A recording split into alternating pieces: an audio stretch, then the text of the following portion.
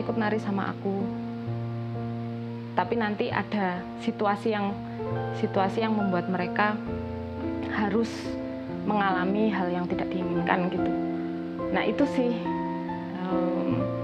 yang mungkin perlu segera dibicarakan gitu. Walaupun aku nggak tahu ya seberapa jauh kita bisa mendorong itu, tapi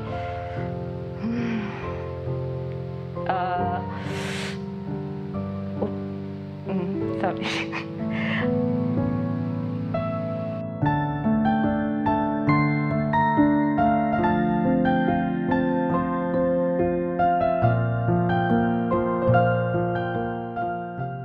Aku nari itu sebenarnya dari kecil, cuman ya biasalah, maksudnya anak-anak di seusiaku kan zaman dulu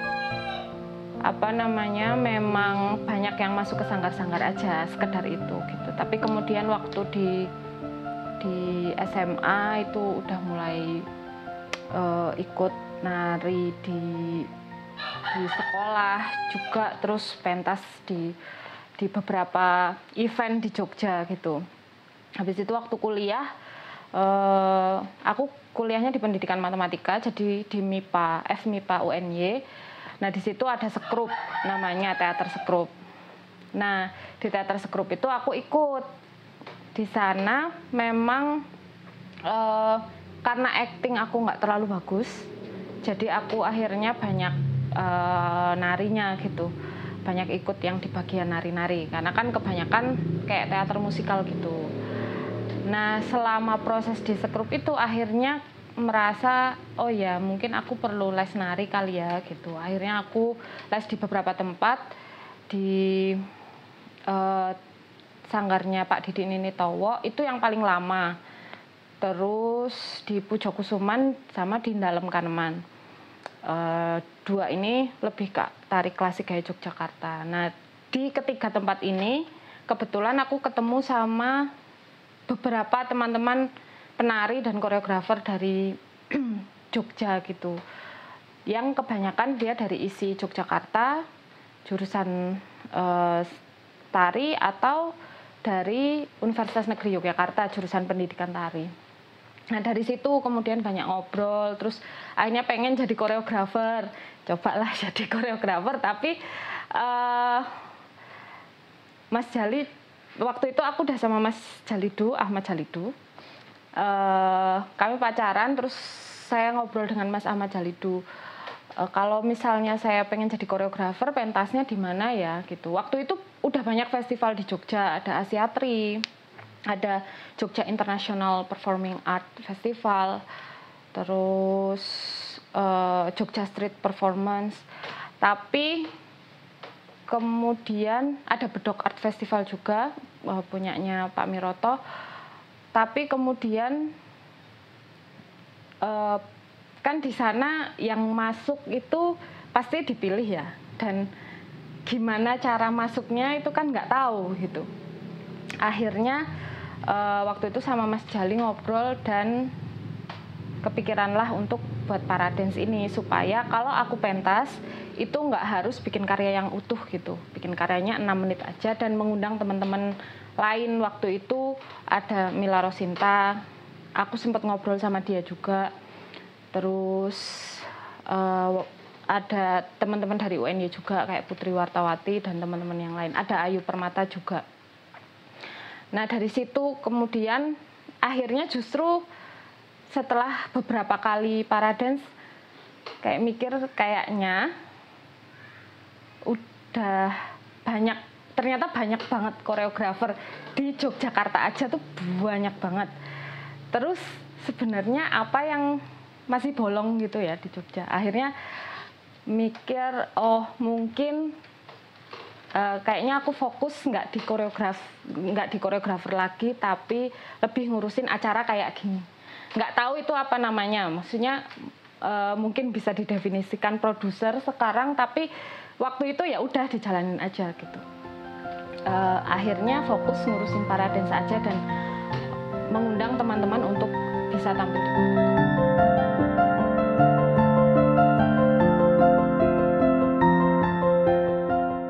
Pada saat membuat Paradance itu akhirnya mikir gitu, oh ternyata memang lulusan dari jurusan seni tari baik pendidikan maupun seni murni itu banyak banget di Jogja maupun di sekitarnya, misalnya kayak di Solo gitu ya. Setiap tahun itu banyak banget, tapi festival itu kan biasanya setahun sekali. Nah, makanya kemudian oh mungkin bikin aja yang kecil tapi sering, jadi lebih banyak koreografer lagi yang bisa presentasi karyanya. Dan akhirnya harapannya mendorong koreografer itu untuk lebih punya ruang untuk berkarya gitu. Karena kan kalau mereka bikin karya dan kemudian cari tempat sendiri itu kan mahal banget ya. Ngurus sendiri itu mahal gitu. Jadi ya udah barengan aja di sini. Makanya Paradance itu kemudian dibuat 2 bulan sekali.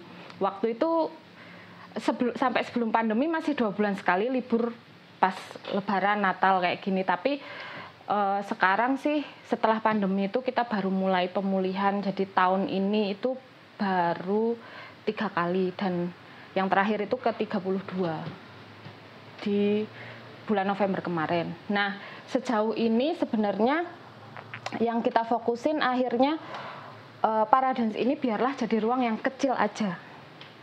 Karena yang harusnya besar itu koreografernya. Karena kalau Paradance membesar, dia nggak akan aksesibel lagi untuk teman-teman koreografer yang masih baru kan. Kalau dia membesar, kuratorialnya jadi lebih ketat.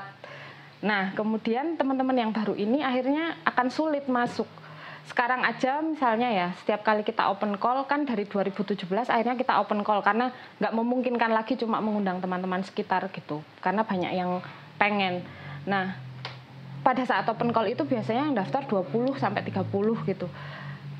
Dari situ aja udah ada kemudian proses seleksinya gitu. Apalagi kalau kita kemudian jadi festival yang gede terus lebih rapih gitu ya. Terus punya sponsor misalnya kayak gitu. Itu pasti punya tanggung jawab kuratorial yang lebih ketat dan itu akhirnya tidak sesuai dengan visi yang awalnya mendorong teman-teman koreografer muda atau membantu teman-teman koreografer muda untuk punya ruang presentasi kayak gitu. Makanya kalau di kita itu ya secara strateginya ruangnya tetap kecil aja. Tapi yang membesar itu harapannya koreografernya. Nah, supaya koreografernya membesar, apa yang harus dilakukan? Ya Paradance berjejaring. Tapi kalau kemudian Paradance-nya yang melakukan itu secara platform, itu kan lebih mahal. Maksudnya dia harus membuat program mungkin, terus Paradance harus punya dana untuk melakukan itu, harus punya sponsor untuk melakukan itu. Makanya akhirnya saya dan Mas Jali memutuskan ya udah secara personal aja yang berjejaring, yaitu aku akhirnya yang dimobilisasi untuk berjejaring karena mobilisasi personal kan lebih gampang gitu ya. Nah dari jejaring yang akhirnya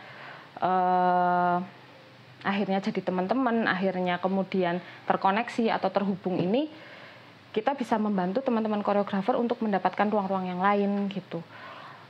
Nah waktu itu salah satunya misalnya tahun 2015 itu ada workshop kuratorial dari Indonesian Dance Festival di PKKH UGM.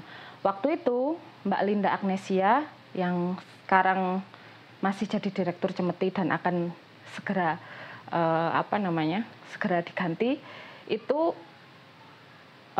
mengundang Mas Jali sebenarnya karena Mbak Linda kan kenal dengan Mas Jali dan tahu Mas Jali membuat Paradance untuk ikut workshop kuratorial itu. Tapi Mas Jali kemudian bilang kalau tari nih aja yang datang. Akhirnya aku yang datang ke workshop itu dan terhubunglah dengan IDF gitu, Indonesian Dance Festival.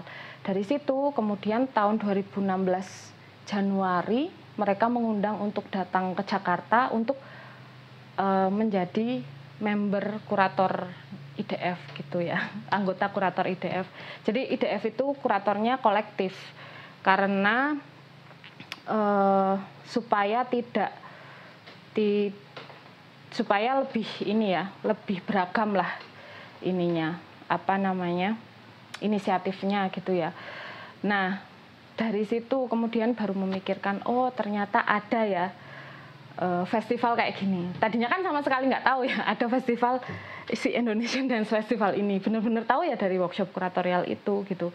Terus oh ada ya di Indonesian Festival itu, dari Indonesian Dance Festival itu kemudian melihat karya-karya, oh ada ya karya-karya kayak gini. Kemudian tahu platform-platform lain di luar Indonesia, oh ada ya platform yang kayak gitu. Dan akhirnya dari situlah, dari Indonesian Dance Festival mulailah coba cari jejaring yang memang terasa terhubung gitu dengan para dance gitu. Dan aku merasa sangat berterima kasih dengan salah satu kurator pada saat itu, namanya Mbak Heli Minarti, karena di tengah pertama secara akademik aku nggak berlatar belakang tari sama sekali gitu ya. Terus festival yang aku jalankan di Jogja, Paradance ini kan kecil sekali. Tapi Mbak Heli itu percaya bahwa mungkin kamu bisa nih membantu kuratorial di IDF.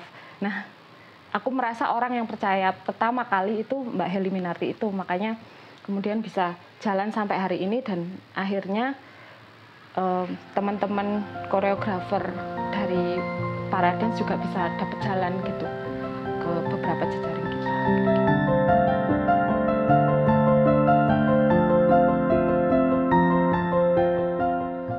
Ya sebenarnya emang ada klasifikasinya, tapi aku merasa selalu gini, teman-teman yang punya basis atau dasar tari dan koreografi itu nanti dia akan, karena itu udah menubuh ya, itu akan pasti secara otomatis dia akan menggunakan logika tari atau koreografi.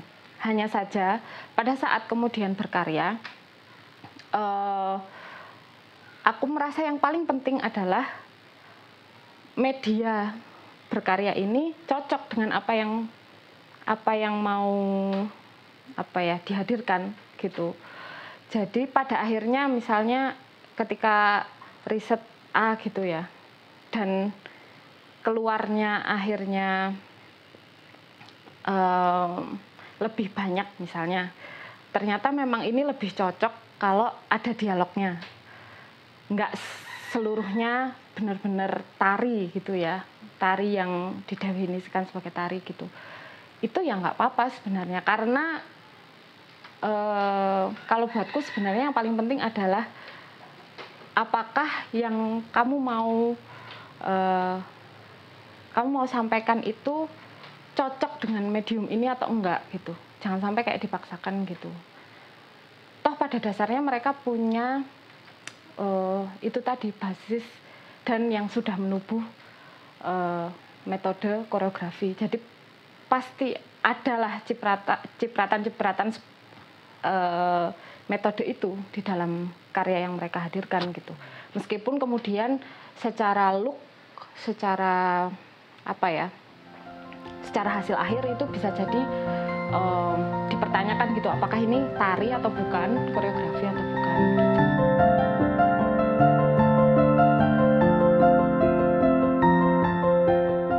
Nah itu sih yang sekarang kita lagi coba mulai sebenarnya. Jadi dari tahun 2018 itu, nah jadi sebelumnya itu kan aku memang bekerja sebagai relawan di Rifka Anissa Women Crisis Center. Itu dari tahun 2015 sampai 2018. Nah, setelah keluar dari Rifka Anissa itu kebetulan tahun 2018 itu ada teman-teman di ISI Yogyakarta yang berkarya dengan wacana perempuan. Nah, waktu itu iseng-iseng aja. Aku dan temanku yang dulu juga staf di Rifka Anissa, Mbak Fitri Indra Harjanti, kami menawarkan ke mereka, mau nggak kami kasih pelatihan gender. Jadi kalian akan tahu teori basicnya gender itu seperti apa, teori dasarnya gender. Mereka mau, dan kita kayak underground aja gitu, ngasih pelatihan ke beberapa temen gitu. Tapi kemudian akhirnya selama beberapa tahun bekerja di tari dari 2000, berarti mulai Paradance itu 2014, dari 2014 sampai sekarang kan akhirnya aku sendiri deket dengan teman-teman koreografer ya. Dan selama itu pula sering gitu loh mendengar banyak cerita-cerita yang mungkin tidak bisa diceritakan gitu. Soal apa yang mereka alami gitu di belakang layar gitu. Nah, itu yang akhirnya di tahun 2019 kemarin kita kebetulan dapat sponsor dari IATM dan European Union gitu untuk membuat satu workshop tentang gender. Harapannya paling enggak ketika ini tidak bisa ditangani secara dari akarnya ya, tapi paling enggak teman-teman ini punya pengetahuan itu sehingga punya cara gitu untuk keluar dari situasi yang mungkin tidak menguntungkan bagi mereka, terutama teman-teman perempuan. Walaupun aku yakin beberapa teman laki-laki juga mungkin mengalaminya gitu. Nah, dari situ aku merasa kayaknya isu seksual harassment di tari maupun dimanapun di pekerjaan yang lain pun, tapi karena aku bekerja di tari, jadi di tari itu harus mulai segera diperbincangkan gitu supaya kita lebih aware lah bahwa ada situasi kayak gitu. Dan itu sulit gitu karena yang melakukan itu banyak yang punya power gitu ya, punya kuasa gitu. Dan kuasa itu juga yang kemudian membuat mereka akhirnya melakukan itu. Kayak sebenarnya kan orang punya kuasa bisa memilih menggunakan kuasa itu untuk hal negatif atau hal positif kan. Tapi di sini tuh banyak kasus yang kayak gitu. Misalnya kamu mau nggak ikut nari sama aku? Tapi nanti ada situasi yang membuat mereka harus mengalami hal yang tidak diinginkan gitu. Nah itu sih yang mungkin perlu segera dibicarakan gitu. Walaupun aku nggak tahu ya seberapa jauh kita bisa mendorong itu, tapi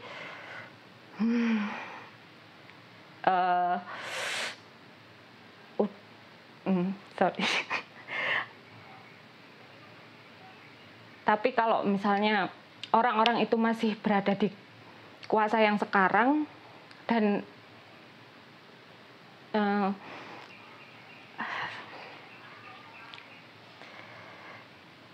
mereka masih terus melakukan itu ke koreografer muda, penari-penari muda, itu akan sangat mempengaruhi produktivitas teman-teman gitu dalam bekerja dan keamanan mereka dalam bekerja kan.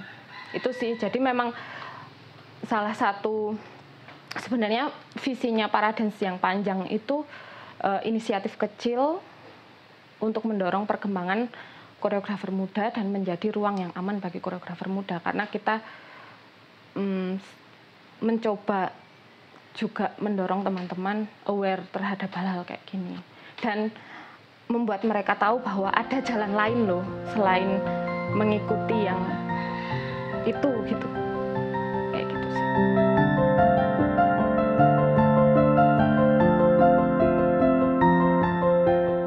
Kalau aku sih semakin sering pergi itu kemudian semakin tahu bahwa kayaknya kita sudah harus mulai gitu mengerjakan PR kita. PR di sini adalah bahwa kita harus embrace konteks lokal kita sendiri. Yang dalam artian kan memang ada misalnya kalau di pemerintah itu membawa tari-tari tradisi ke sana, tapi di tari kontemporer misalnya kita sudah mulai ngomong misalnya isu gender tapi dari konteks lokal kita gitu.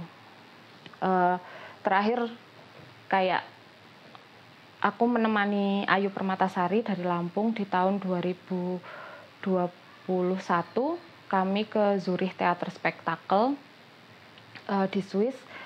Waktu itu dia membawa riset soal perempuan Lampung Pepadun yang perempuan Lampung Pepadun itu ya rasnya Ayu sendiri gitu. Nah di situ Ayu mencoba melihat karena banyak banget orang-orang yang bilang bahwa wah kayaknya adat di Lampung Pepadun itu apa ya, merugikan perempuan gitu ya.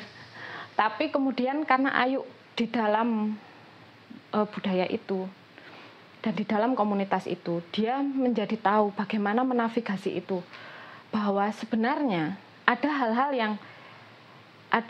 yang mungkin perlu dia katakan dari sisinya dia sebagai perempuan Lampung Pepadun gitu.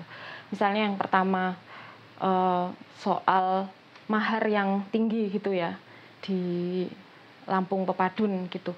Itu kan sebenarnya dulu sejarahnya adalah di komunitas itu banyak sekali laki-laki yang poligami gitu.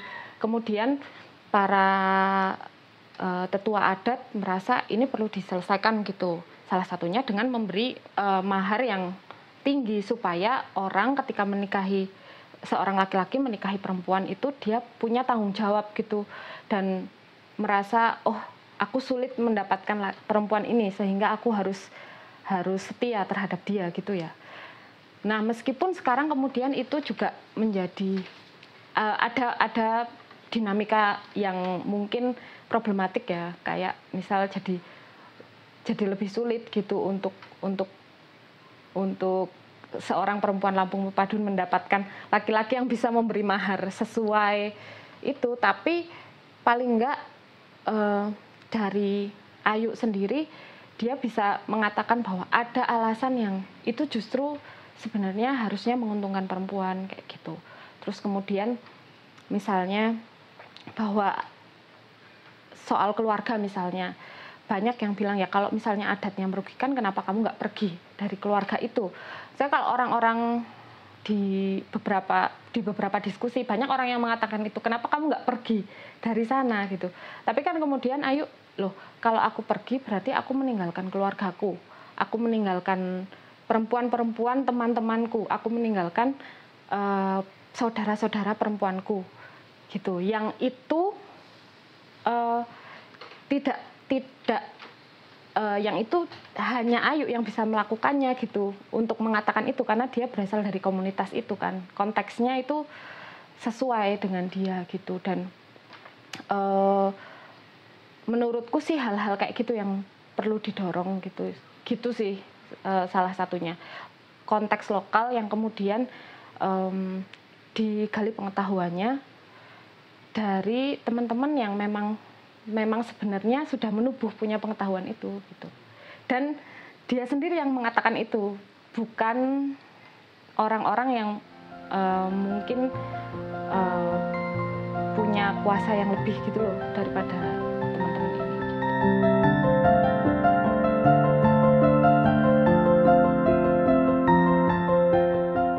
Sekarang sih dinamikanya tuh banyak sekarang. Yang pertama kalau yang beberapa tahun belakang ya gender, environment,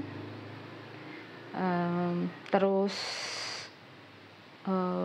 LGBTQ tentunya, terus ya kebanyakan ini sih yang sangat ini, dan juga politik ya, perang, terus politik di masing-masing negara gitu, dinamika politik di masing-masing negara gitu ya. Itu sih, dan inklusivitas tentunya. Kalau inklusif nih gini, misalnya tahun 2020 sebenarnya kan inklusif itu tidak hanya sekedar disabilitas, bukan disabilitas, tapi lebih dari itu, termasuk salah satunya keberagaman kultural gitu ya. Tapi misalnya yang paling mencolok gitu soal disabilitas, tahun 2020 aku ke TIPAM, sekarang namanya YPM, Yokohama Performing Arts Meeting, dulu namanya Tokyo Performing Arts Meeting. Terus di pertunjukan itu memang mereka memberikan fasilitas khusus untuk teman-teman penampil yang difabel gitu. Jadi panggungnya memang diset khusus untuk mereka. Misalnya mereka yang butuh kursi roda kan nggak bisa naik ke panggung dengan tangga gitu. Mereka sediakan sediakan alat untuk mereka bisa ke atas panggung. Hotel yang mereka sediakan juga yang ramah terhadap difabel misalnya kayak gitu. Jadi memang sudah mulai sih teman-teman melakukan itu. Cuman kan memang secara cost itu kan tinggi ya. Kita nambah cost yang tinggi kalau untuk melakukan hal-hal semacam itu. Mungkin di sini belum banyak yang melakukannya. Cuman paling enggak sih menurutku sebenarnya ini ruang-ruang pertunjukan yang dari pemerintah harusnya mereka sudah memikirkan itu gitu. Misalnya taman budaya pada saat membangun itu sudah memikirkan teman-teman difabel nih harusnya ramah difabel kayak gitu. Terus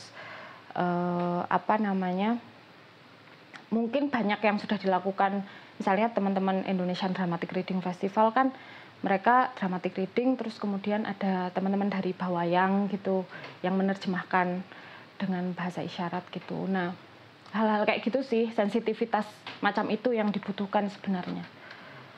Jadi menurutku di kesenian kita tuh kalau di tari tuh menurutku masih banyak yang perlu di-list lagi PR-nya, yaitu mungkin safe space, terus inklusivitas untuk difabel maupun yang soal keberagaman kultural, terus keberagaman gender misalnya kayak gitu. Itu sih yang masih dua di antara yang lain yang mungkin masih jadi PR untuk dibicarakan. Karena selama ini kita kan ya memang bisa dimaklumi gitu. Di tari kan sama sih mungkin dengan kesenian yang lain gitu ya. Kita masih sulit untuk menavigasi. Teman-teman koreografer itu masih sulit menavigasi karirnya sendiri gitu ya. Sehingga untuk memikirkan hal-hal kayak gini itu mungkin masih belum cukup punya waktu gitu. Cuman itu bisa aja sebenarnya dimulai dari teman-teman yang bekerja di ranah keproduseran misalnya, ranah dramaturgi misalnya. Itu sih mungkin di situ. Dan beruntungnya memang tahun ini kita udah mulai kayak teman-teman produser ngumpul gitu, walaupun produsernya bukan cuma tari ya, macam-macam gitu. Itu ngumpul untuk producers meeting dan itu difasilitasi pemerintah. Dari setahun ini sudah ada 3 kali misalnya.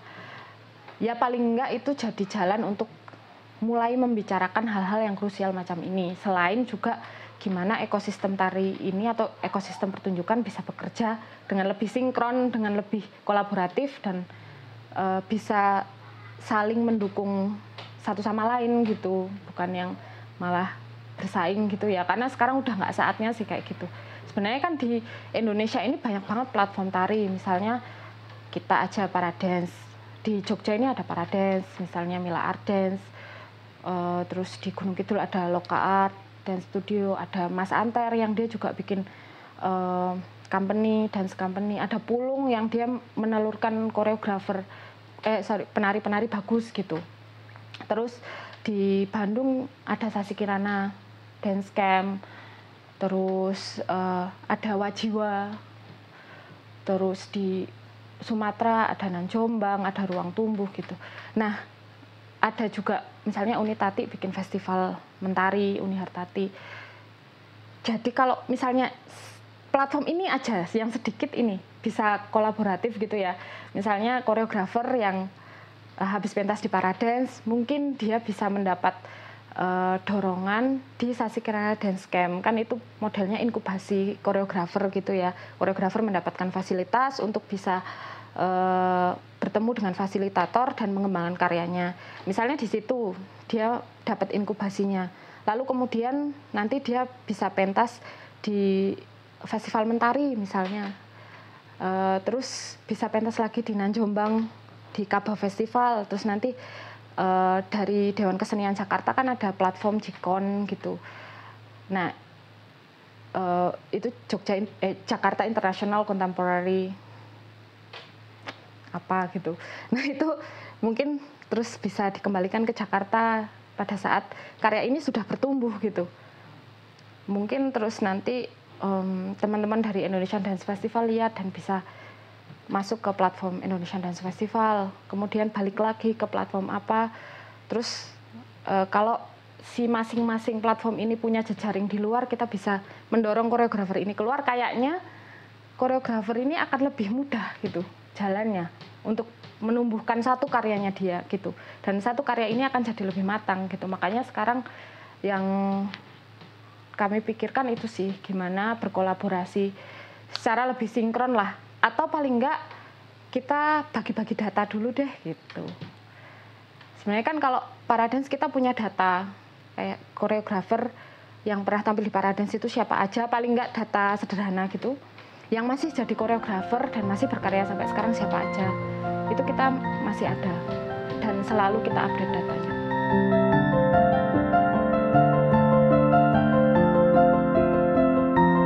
Di tari, nah itu sih mungkin apa namanya, belum, ya udah ada beberapa teman-teman yang menulis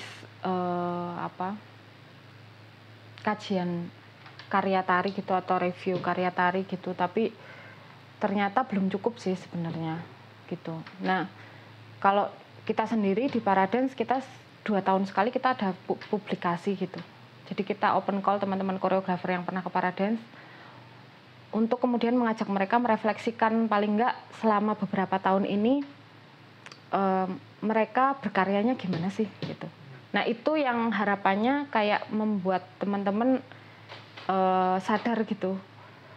Oh, ternyata sadar bahwa mereka sudah melakukan metode-metode ini, sudah mengarah, sudah membuat karya yang macam ini gitu. Sehingga mereka punya punya waktu gitu untuk akhirnya bisa merefleksikan ulang perjalanan mereka gitu. Nah, itu sih kita coba dorong dari sana, karena memang kadang ada pertanyaan, emang koreografer harus bisa nulis? Ya nggak harus juga. Makanya kami juga kadang membebaskan, di publikasi kami membebaskan koreografer itu nulisnya terserah mau bentuknya seperti apa. Tidak harus kayak tulisan akademis gitu ya, ada latar belakangnya ini. Bisa seperti apa aja, bisa kayak kamu cerita. Yang di terbitan terakhir itu Dancing the Antibody, itu baru terbit bukunya. Nanti aku perlihatkan, sekalian promo ya. Itu kita mengulas, kita mengajak teman-teman koreografer untuk merefleksikan situasi mereka selama pandemi dan gimana metode mereka berkarya pada saat pandemi, dan apakah mereka punya pandangan yang berubah tentang tari, tentang dunia mereka sendiri gitu selama pandemi. Nah, itu menarik sih, mengarsipkan itu gitu. Karena kita yakin kayak nanti mungkin 10 tahun lagi atau 20 tahun lagi, 30 tahun lagi, arsip itu akan berguna sih untuk melihat ulang ada kejadian apa 10 tahun yang lalu di tari gitu. Itu sih. Tapi kalau untuk review dan kritik tari itu yang mungkin masih harus lebih didorong. Makanya salah satunya Mas Jali itu bikin gelaran.id sebenarnya untuk mendorong itu penulis-penulis, teman-teman penulis untuk mulai lebih produktif gitu menulis. Tapi karena ya memang secara fasilitas juga sederhana gitu ya, kita tidak bisa memaksakan gitu ya teman-teman untuk terus-terusan menulis kayak gitu.